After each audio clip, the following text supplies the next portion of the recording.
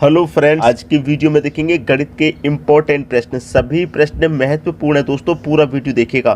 तो चलिए स्टार्ट करते हैं। पहला प्रश्न है, एक प्रकार के द्रव्य में 25% दूध है।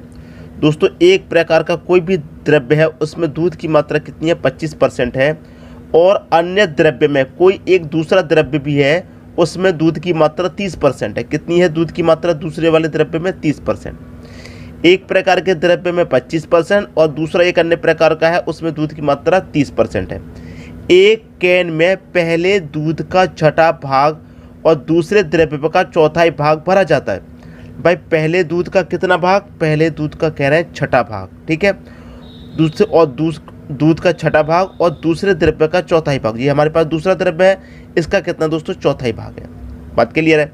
अब आप एलिगेशन मेथड जानते हैं, मैंने बहुत बार एलिगेशन मेथड बताया है। एलिगेशन मेथड है, देखिए क्या करते हैं आप? क्रॉस अंतर। लेकिन सबसे पहले क्या है? पहले दूध का छठा भाग और दूसरे द्रव्य का चौथाई भाग। ये मैंने लिख लिया। मैं क्या करूँगा? कटा के छोटा कर सकता हूँ। 2 से कटेगा 3 बार में और 2 से कटेगा ये 2 बार में, कट गया। अब एलिगेशन मेथड इसमें लगा दीजिए, बस बात खत्म हो गई। एलिगेशन मेथड का मतलब क्या होता है दोस्तों? क्रॉस अंतर। ऐसे आप अंतर करेंगे, 3 का और 30 का अंतर कितना आ जाएगा भाई? 27 आ जाएगा।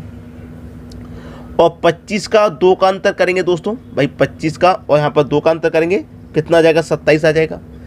यहाँ पर हमेशा याद रखना, एलिगेशन मेथड जो होता है वो हमारा ये बीच वाली जो संख्या है इस पर आधारित होता है। अब बीच में जैसे कि मेरा यहाँ पर 27 है, अब मैं 27 और 3 का क्या करूँ कि मेरा 27, 30 का और इस 3 का क्या करूँ? 27 आ जाए। 30 में से 3 घटा दूंगा 27, और इस 25 का और इस 2 का मैं क्या करूँगा? 27 आ जाए। भाई 25 में 2 जोड़ दूंगा तो 27। ये होता है मेरा एलिगेशन मेथड, इस बीच वाली संख्या पे आधारित। लेकिन हमको इसमें बीच वाली संख्या नहीं दी गई थी, इसको हमने निकाला है। जब इसको निकाला तो कितना आ गया भाई? 27 आया है और डी ऑप्शन में 27 दे रखा है। ये आपकी प्रश्न का बिल्कुल सही आंसर है, ठीक है। समझ में आ गया प्रश्न। अब देखेंगे हम अगला प्रश्न। अगला प्रश्न है, एक पार्टी में समीर एक गिलास में 2 प्रकार के द्रव्य मिलाता है। भाई, एक पार्टी में समीर गया, उसने एक ही गिलास में 2 प्रकार के द्रव्य मिलाए।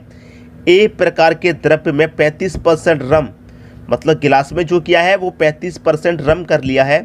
फिर बी प्रकार का जो द्रव्य है दूसरा, उसमें 40% रम कर लिया है, ठीक है।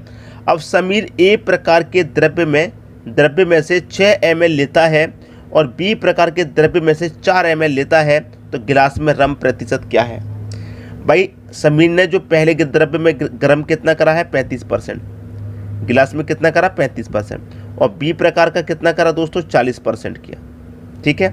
अब ए प्रकार में से कितना लिया उसने? 6 ml लिया, और बी प्रकार में से उसने कितना किया? 4 ml लिया। अब मैं से 2 से कटा दूंगा 3 बार में, और इसको मैं 2 से कटा दूंगा 2 बार में। कर लीजिए भैया क्रॉस अंतर, ठीक है। 40 में से मैं 3 घटा दूंगा, कितना आ जाएगा भैया? देखिए 40, और 40 में से 3 घटा दूंगा तो 37 आ जाएगा, ठीक है। और 35 में 2 जोड़ दूंगा तब भी 37, तो ये मेरा आ गया निकल के। तो हमसे पूछ रहा है कि गिलास में रम का प्रतिशत कितना है? 37%। गिलास में जो रम का प्रतिशत है वो 37% है। 37% दे रखा है बी ऑप्शन में। देखिए, अधिकतर जो प्रश्न दिए जाते हैं उनमें ये वाली संख्या दी जाती है और ये निकालने को कह देता है अधिकतर प्रश्नों में, ठीक है। इनका अनुपात बोल देता है निकालने के, तो इनका अनुपात आप निकाल देंगे, जैसे 3:2 हो गया। इस संख्या को निकालना सीख लेना है बस आपको। पहले द्रव्य 35%, दूसरा 40। इनको दे रखा है कि 6 ml लेता है, 4 ml। पहले तो कॉमन संख्या से कट रहे हैं तो इनको काट देंगे। 6 और 4 को 2 से कटेगा, ये भी तो।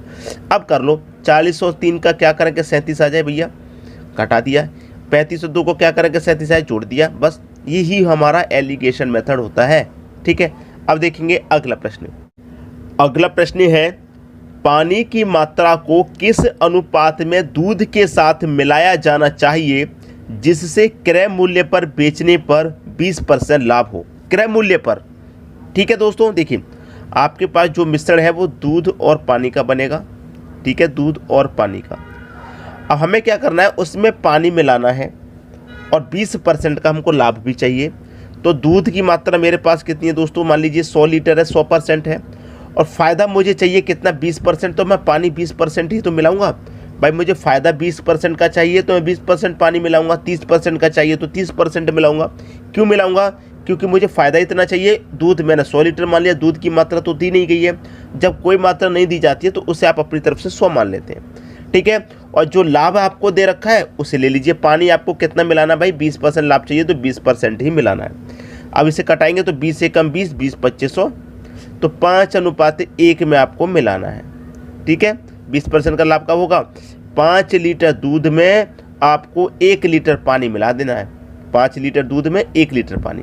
जब 5 लीटर दूध में 1 लीटर पानी मिला देंगे तो मिश्रण कितना हो जाएगा भैया, 6 हो जाएगा। हो जाएगा कि नहीं हो जाएगा, मिश्रण कितना हो जाएगा, 6 हो जाएगा।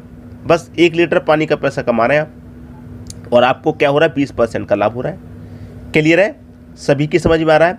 देखिए इसी को हम करते हैं तो कैसे करते हैं, देखिए मैंने क्या किया, दोनों को जोड़ लिया।